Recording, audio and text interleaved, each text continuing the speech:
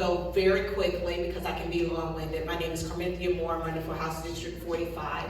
I actually was raised in inner city, and I moved here when I was in high school.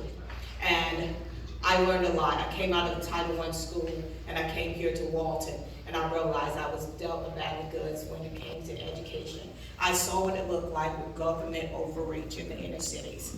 And I'm watching that happen here in Cobb County. I am looking at Republicans that's supposed to be conservative that are passing laws that are completely overreaching government.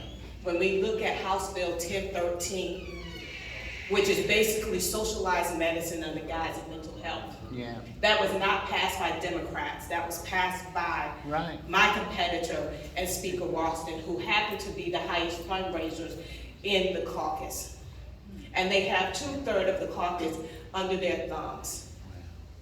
We want to complain about Democrats and say we want to drain the swamp, but we refuse to drain the swamp right in our own backyard. You cannot talk about Nancy Pelosi if we're not talking about David Ralston. Yeah. We cannot talk about Maxine Waters if we're not talking about Sherry Cooper. Yeah. Okay? We have to start in our own backyard. We say we stand for life. Sherry Cooper voted against the heartbeat bill or any life bill. We could not get her to let this bill out of committee that would stop mail order abortion pills. There's no other pill that you can get without doctor supervision, but you can kill your baby in the womb without doctor supervision. This was done by Sherry Cooper. She held that bill up. Wow. We say that we stand for school choice, but every bill for school choice has been stopped, even by us, by conservative Republicans. Our school choice bill that should have went through this year was stopped before it was a vote, before we could even vote on it. You look at the sheet that passed out, House Bill 482, Sharon Cooper voted against. So the very tenets, medical freedoms, every vaccine mandate bill that we had this session, she kept it in the House. And then we tried to claim a victory that we passed the bill to stop vaccine mandates. But what did we actually pass? We actually passed a bill that said for a year, 2023, that bill is no longer valid. And we have to admit, we are in a volatile government race right now. If we mess around and we end up with a Stacey Abrams, and there was laws that we could have taken care of while we had the chance, we are going to be in trouble. And I mean huge trouble. We have one of the most powerful executive office here in the United States in our gubernatorial office. We will have a tyrant, and we had the opportunity to put bills in place to stop this. And I'm going to be honest with you, I'm not for a lot of bills. I think we should be putting ourselves out of a job, legislature out of the job, if we enforce the Constitution. Right. Most of the bills that we need right now are to stop the government from encroaching on our personal liberties. So when you talk about bills like medical freedoms, that bill is against the government and not against us, to tell them they are breaking the law, they are breaking our constitutional right by overreaching. The law should be against the government when they try to pass a bill like 1013. We remember Buck versus Bell when they called somebody feeble-minded and was able to sterilize them. Okay? We remember when they operated on slaves without medicine just to see the threshold of pain. We remember the Tuskegee experiment. All of this was done under the government's hand. That's right. And we sit here and try to pass bills like 1013 where they can lock you up with reasonable expectation instead of imminent danger, which it was. Imminent danger. They wanted to change it to reasonable expectation to pull people out of the community. This is going back to where we came from. The things that we got rid of. This is happening with a cesspool of Republicans, not Democrats. It's pro-choice when they want to kill God's image in the womb, but not when you want to make decisions about whether you should be vaccinated or not. Again, these are conservatives, supposedly, that are pushing this. This is not Democrats. So we can't continue to say, God bless America, when we can't get this right. Yeah. When we continue to want to kill God's image.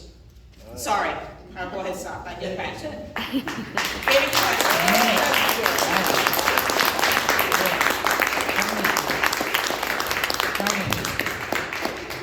All right, great job. Yeah, one of the worst records Sharon Cooper has is on the pro-life issue.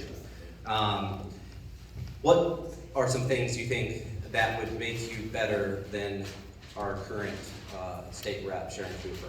One, I'm not a politician and I'm not looking to become a politician. I'm here to stop politicians from basically debasing the Constitution, what our founding fathers intended for our nation.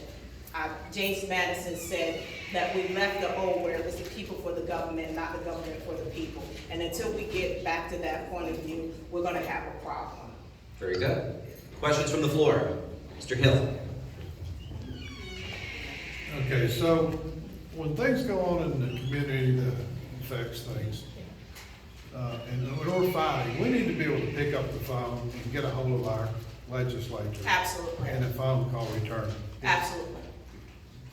So if you were elected, will you make a commitment that you'll be accessible to people? Absolutely, because I'm going to need you. I'm standing up against Ralston. I'm standing against the whole caucus. So when we're trying to pass bill, I'm going to need you guys.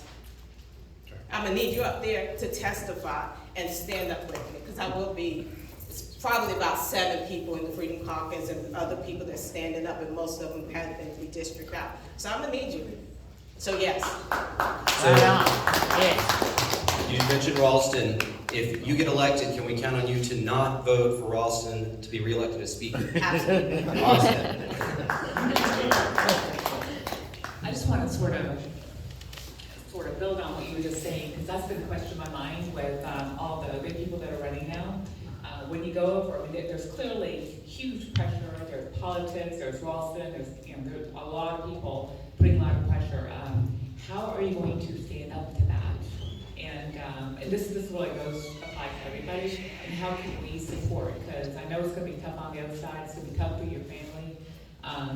So how do you stand up to an established environment that's just, seems so ruthless at times? Because like you said, the issue isn't Democrat, Republican. The issue is, the principles and values that they believe and support, and not necessarily, go along with ours. God before you, who can be against you. So that's where I stand. That's completely where I stand. I'm not here to compromise. Some of my best presidents was considered uncompromising, but they were the ones that helped end slavery. So when you look at John Adams, they say he was uncompromising. But you look at what he did. You look at John Quincy Adams. Most people don't realize he built the foundation for what became the Emancipation Proclamation because he was uncompromising, and Abraham Lincoln was there to see him stand up for Amistad, which was the slave ship that came in that he defended. You look at people who stood up where the pressure was against them, and you just have to stand. And right now, God is calling his people to pick up the mantle and man the fort. And that's what I'm here to do. But I need all of your help in order to do that. All right, so can you describe for me your how you view financial responsibility and fiduciary responsibility of office? Oh, I think that's one of the most important things. People don't realize that it was the state that created the federal government, not the other way around, and we have state rights. And in order to stay out of the hands of the states, we must be fiscally responsible. We have to keep our AAA bond ratings. So when Common Core came, we had the opportunity to push back, but because we wanted the federal funding for education, we drank the Kool-Aid. So fiscal responsibility, like any other household, if you don't want to be a slave to your debtors, you have to be fiscally responsible. And that is how we continue to be a free Georgia. And that's my personal opinion. Great. But I need you guys' help. She is very, very funded. And I'm sorry, this shouldn't be an endorsement. In order to make this happen, People have to know, we gotta knock doors. They have to understand their record. And she unjustly put herself as the incumbent, which broke even their rules, state rules, because she is not the incumbent of 45, she's the incumbent of 43. I sent that rule to them, and they still have put her on the ballot as an incumbent, and they know that once you get to the lower ballot, that people will just check the incumbent because they're not educated on what's really going on. But that is how much power they have, that they're willing to go against their own rules, because what can I do? Right. Wow. All right, well, Wow. Wow. Great.